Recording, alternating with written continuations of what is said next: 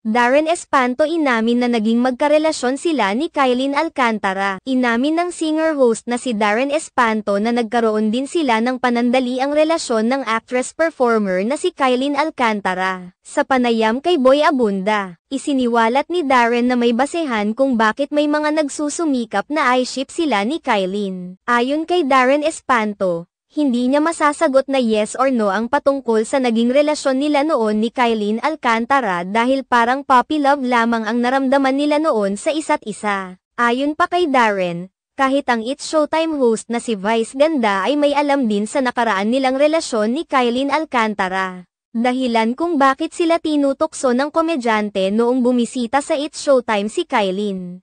Yun nga po na tinutokso kami na, kasi nga, naging kami dati. Ayun po kaya kami banibiro ni Ate Vice, paglilinaw ni Darren Espanto sa panunokso sa kanila ni Vice Ganda.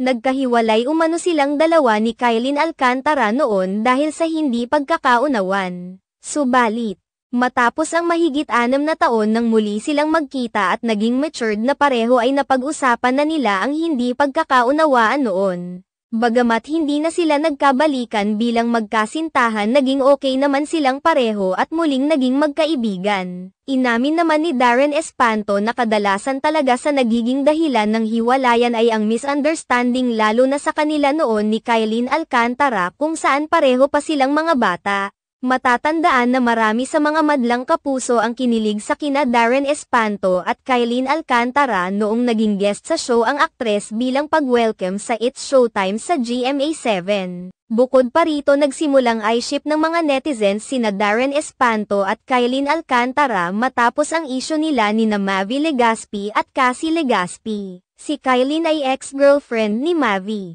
habang si Darren naman ay napabalitang may espesyal na relasyon kay Cassie.